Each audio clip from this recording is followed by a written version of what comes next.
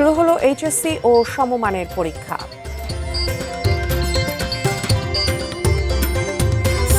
৩২,৫০০ প্রাথমিক বিদ্যালয় প্রধান শিক্ষক নিয়োগে দূর হলো আইনি বাধা।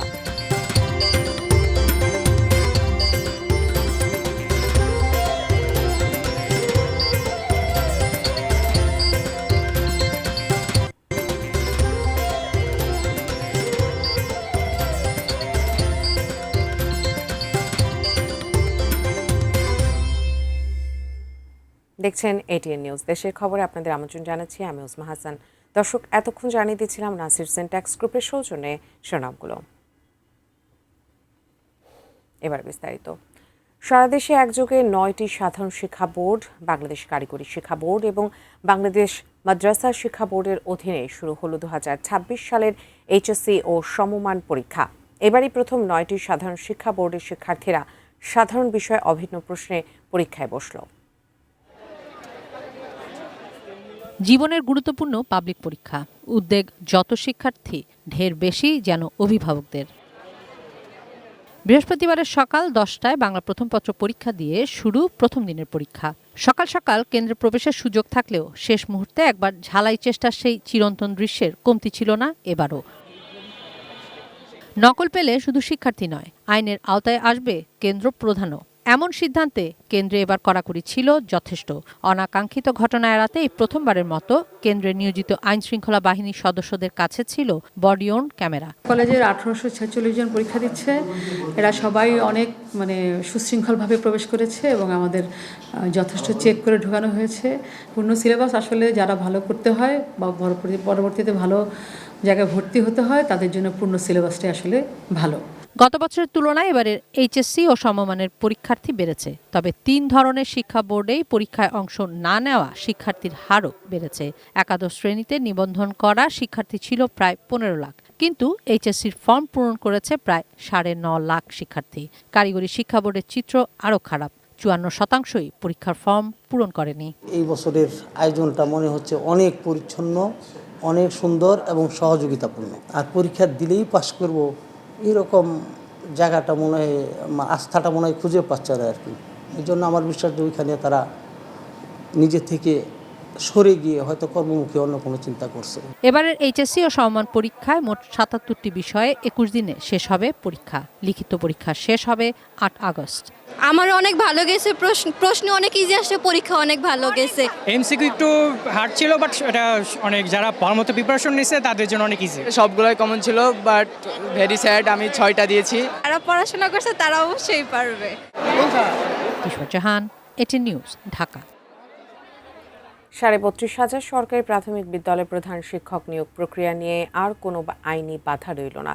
সকালে প্রধান শিক্ষক নিয়োগ সংক্রান্ত একটি মামলার বিষয়ে রায় দিয়েছেন প্রধান বিচারপতি জুবায়ের রহমান চৌধুরীর নেতৃত্বাধীন 4 বিচারপতির আপিল বিভাগ। এই রায়ের ফলে দেশের ৩২,৫০ সরকারি প্রাথমিক বিদ্যালয়ে প্রধান শিক্ষক নিয়োগের আইনি প্রক্রিয়া নিয়ে জটিলতার নিরসন হলো।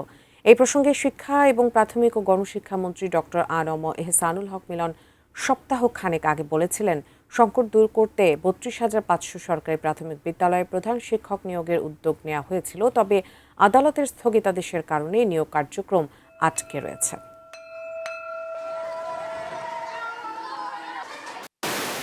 সরাসরি নিয়োগপ্রাপ্ত শিক্ষকদের স্থান থাকবেন উপরে, আর অধিগ্রহণকৃত বেসরকারি স্কুল থেকে যারা এসেছেন তাদের স্থান থাকবে নিচে। এইটাই আজকে প্রতিষ্ঠিত হলো।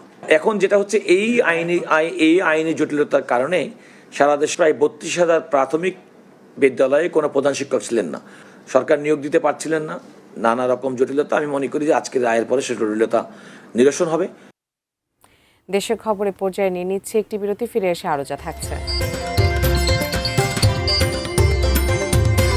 পঞ্চগড়ের রাস্তার উন্নয়নে নিম্নমানের ইট ব্যবহারের অভিযোগ।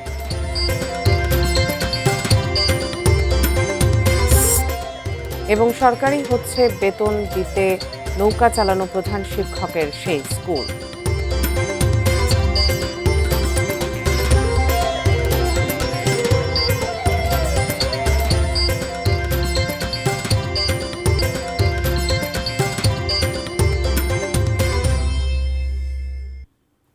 বিরতির পর সবাইকে আবারও স্বাগত দেশের খবরে। বগুড়ার মহাস্থান মাহি সাওয়ার ডিগ্রি কলেজ কর্তৃপক্ষের গাফিলতির কারণে এইচএসসি পরীক্ষায় অংশ নিতে পারেননি 10 শিক্ষার্থী। এ ঘটনায় দুঃখ প্রকাশ করেছে কলেজ কর্তৃপক্ষ। ভুক্তভোগী শিক্ষার্থীরা জানান, পরীক্ষায় অংশ নিতে ফর্ম পূরণের টাকা সময়মতো জমা দেন তারা। প্রবেশপত্রের আশায় বুধবার বিকেল পর্যন্ত কলেজের বারান্দায় অপেক্ষাও করলেও প্রবেশপত্র পাননি। এদিকে বিষয়টি স্বীকার করে কলেজ অধ্যক্ষ জানিয়েছেন, কলেজের খণ্ডকালীন কম্পিউটার অপারেটর শাওনের অর্থ আত্মসাৎ ও অবহেলার কারণে প্রবেশপত্র পাননি 10 শিক্ষার্থী। তার বিরুদ্ধে তদন্ত সাপেক্ষে কঠোর আইনি ব্যবস্থা নেওয়া হবে। তবে শিক্ষার্থীরা প্রতারকের দৃষ্টান্তমূলক শাস্তি এবং তাদের শিক্ষা জীবন রক্ষায় জরুরি ব্যবস্থা নেওয়ার দাবি জানিয়েছেন। প্রিন্সিপাল ছাড়া যদি কোনো কিছু করা না থাকে, তাহলে ও কলেজে নিয়োগ দিছে, নিয়োগ দিয়ে চাকরি করছে, তাহলে এখানে কি কলেজ কর্তৃপক্ষ দেয় না? আমার মতো যেন কোনো স্টুডেন্ট এরকম কোনো প্রতারণার ফাঁদে না পড়ে, আর ওর সর্বোচ্চ শাস্তি যেন কলেজ প্রশাসন যেন ওর কোনো ব্যবস্থা করে। শিবগঞ্জ উপজেলার মধ্যে একটা নামকরা একটা কলেজ, সেই কলেজে এরকম কাজ হবে এটা আমরা কল্পনাও করতে পারিনি। তবে এর আগে তো আর জানা যায়নি যে এই ছেলেটা এইরকম কাজ করে, যেহেতু এটাই প্রথম জানলাম, তার বিরুদ্ধে আমরা ব্যবস্থা নেব ইনশাআল্লাহ। 250 শয্যার কুষ্টিয়া জেনারেল হাসপাতালে সিসিইউ বা জরুরি বিভাগ না থাকায় চিকিৎসা সেবা থেকে বঞ্চিত হচ্ছেন রোগীরা। এর ফলে কুষ্টিয়া জেলাসহ আশেপাশের জেলার লাখ লাখ মানুষ জরুরি চিকিৎসা সেবা থেকে বঞ্চিত। কুষ্টিয়া জেনারেল হাসপাতাল থেকে বিস্তারিত জানিয়েছেন প্রতিনিধি শরীফুল ইসলাম।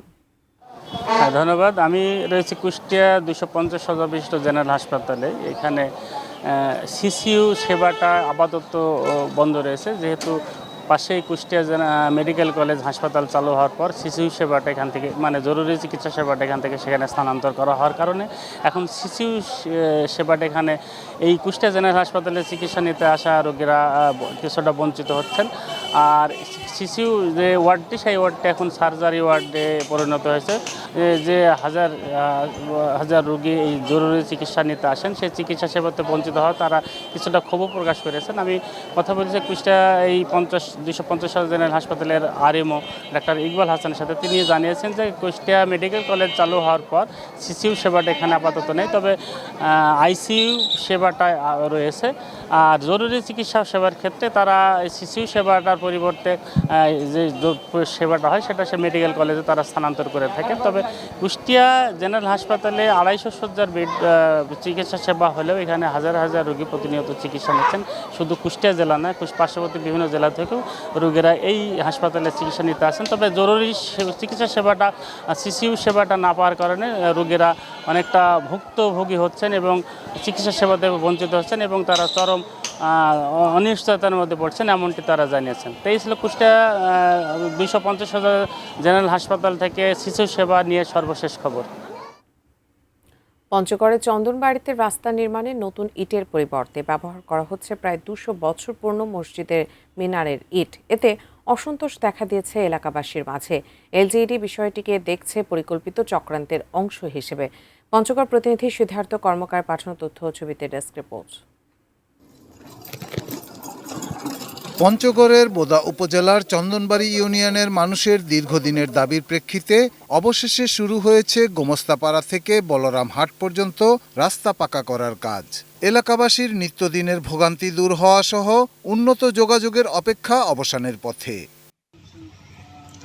তবে ঠিকাদারি প্রতিষ্ঠানের অনিয়মের কারণে শুরুতেই প্রশ্নবিদ্ধ হয়ে পড়েছে প্রত্যাশিত সেই রাস্তা নির্মাণ।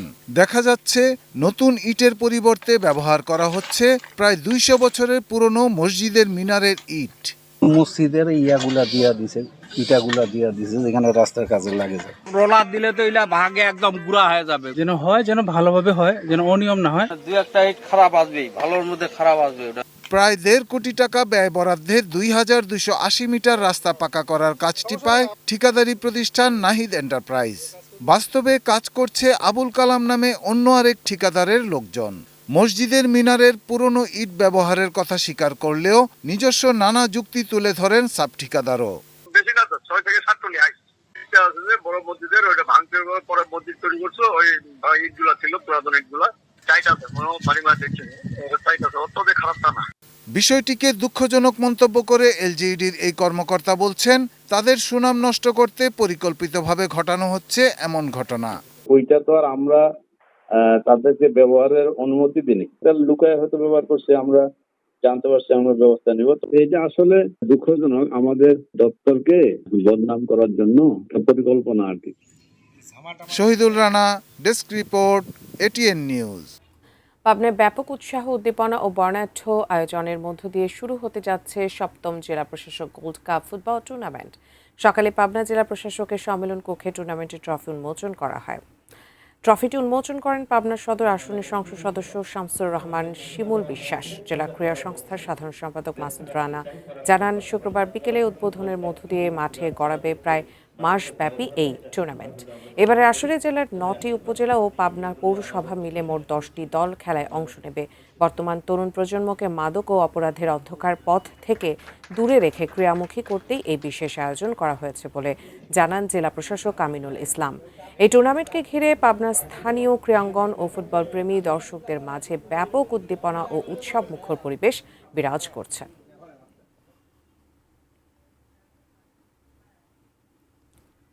দর্শক, শেষ করছি অন্যরকম একটি সংবাদ আমন্ত্রণ জানিয়ে। ছুটির দিনে নৌকা চালিয়ে স্কুলের খরচ মেটাচ্ছেন বান্দরবানের দুর্গম তিন্দু এলাকার একমাত্র নিম্ন মাধ্যমিক বিদ্যালয়ের প্রধান শিক্ষক বামং খেয়াং। সামাজিক যোগাযোগ মাধ্যমে ছড়িয়ে পড়ার পর তা নজরে আসে প্রধানমন্ত্রীর। স্কুলটিকে সরকারিকরণের নির্দেশ দিয়েছেন তিনি। এতে স্বস্তি আর আনন্দ এলাকাবাসীর। বান্দরবান প্রতিনিধি মিনারুল হকের পাঠানো তথ্য ছবি নিয়ে ডেস্ক রিপোর্ট।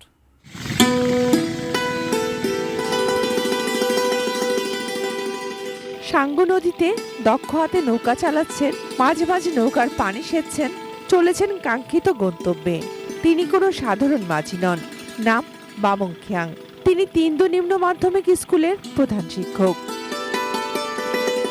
বান্দরবানের থানচি উপজেলার দুর্গম এলাকা তিন্দু রেমাকৃতে যাতায়াতের একমাত্র উপায় সাঙ্গু নদী। এলাকায় কোনো মাধ্যমিক স্কুল নেই, আছে কয়েকটি প্রাইমারি স্কুল। আর একমাত্র নিম্ন মাধ্যমিক বিদ্যালয়টি 2022 সালে যুবক বামং খেয়াং এর হাতেই গড়া। সরকারি একটি প্রাথমিক বিদ্যালয়ের কয়েক কামরার জরাজীর্ণ টিনের ঘরে চলে শিক্ষাদান। 50 শিক্ষার্থী আর 8 শিক্ষক নিয়ে খুঁড়িয়ে খুঁড়িয়ে চললেও আর্থিক সংকটে স্কুলটি বন্ধ হওয়ার পথে ছিল। হিন্দু এলাকাবাসী জনগণ সহ আমরা যতটুকু সাহায্য করতে পারছি এ পর্যন্ত সাহায্য করে আসলাম। কখন যে আমাদের বেতন পাবো, কখন যে আমরা যে কোনো লোকে একটা আশা থাকে, হিসাবের মধ্যে একটা চলে সংসারটা। আমাদের মধ্যে এরকম নাই যে কখন পাবো, কোনো হিসাব নাই। তবে হাল ধরেছিলেন অদম্য প্রধান শিক্ষক বামং খেয়াং। ছুটির দিনে নৌকা চালিয়ে যা আয় হয় তাই দিয়ে প্রিয় স্কুলটিকে টিকিয়ে রাখার সংগ্রাম তার। বামং খেয়াং এর অদম্য চেষ্টার কথা ছড়িয়েছে সামাজিক যোগাযোগ মাধ্যমে। নজরে আসে প্রধানমন্ত্রী তারেক রহমানেরও। তাৎক্ষণিক স্কুলটিকে সরকারিকরণের নির্দেশ দিয়েছেন তিনি। ধন্যবাদ জ্ঞাপন করতেছি, কারণ আমাদের অনেক দিনের আশা আকাঙ্ক্ষা পূরণ হতে চলেছে। স্কুল সরকারি হওয়ার ঘোষণায় বাদভাঙা আনন্দ শিক্ষক, শিক্ষার্থী ও স্থানীয়দের মাঝে। Shakil Aziz, desk report, ATN news. দর্শক, এই ছিল দেশের খবর থেকে সর্বশেষ। তবে যাবার আগে নাসির সিনট্যাক্স গ্রুপের সৌজন্যে সুনামগুলো দেখে নেব আরও একবার।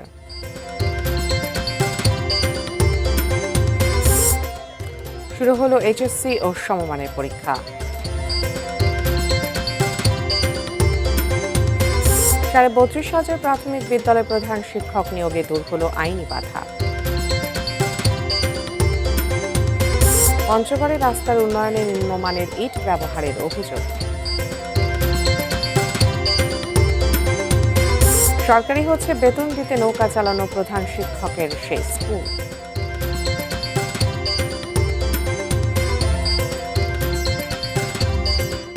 দর্শক, দেশের খবর এ পর্যন্তই। অ্যারাউন্ড দ্য ওয়ার্ল্ডে স্বাগত জানিয়ে এখানে শেষ করছি। ধন্যবাদ সবাইকে।